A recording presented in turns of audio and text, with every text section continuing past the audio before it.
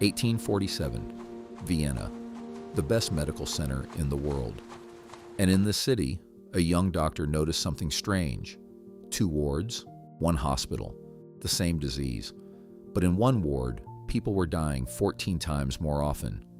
Important, these were 2 different wards. The first was a doctor's ward, where physicians and medical students worked.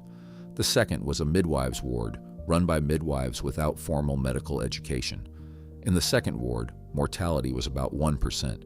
In the first, the doctor's ward, it reached up to 30. Why? No one knew. No one was even asking the question, except one person. His name was Ignaz Semmelweis.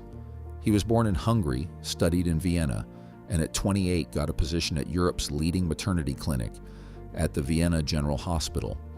The mortality rate in his ward was 30%. Every 3rd woman didn't make it out alive. Women knew this. They begged to be placed in the other ward.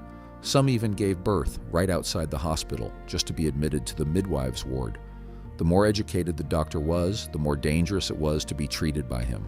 Semmelweis checked everything: ventilation, food, delivery methods. Nothing. For months. Nothing. Then his friend died, Professor Jakob Kolechka. Not from illness.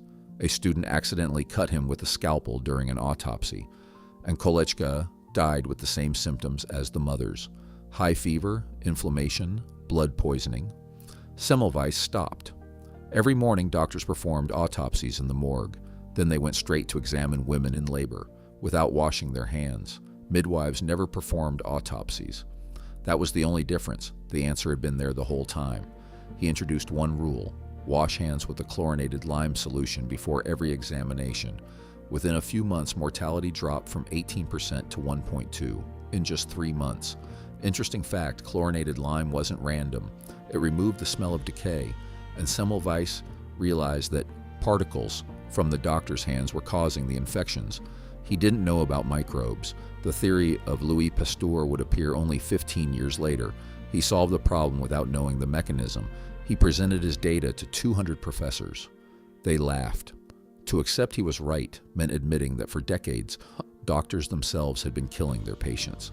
Sometimes the truth is too uncomfortable. According to historians, between 200,000 and 500,000 women died in Europe before the world accepted his findings. All of them could have survived. And one more fact, his colleagues didn't just reject him, they turned against him. He was dismissed, stripped of his position, and later deceived and committed to a Mansic asylum. There, he was beaten by guards, and he died from blood poisoning, the very condition he had fought against his entire life. Semmelweis didn't live to see recognition, but his idea outlived everyone who laughed at him. Today, hand washing is the first thing every doctor in the world is taught. Next time you press a sanitizer dispenser, remember his name: Ignaz Semmelweis. Subscribe. There are many more powerful stories ahead.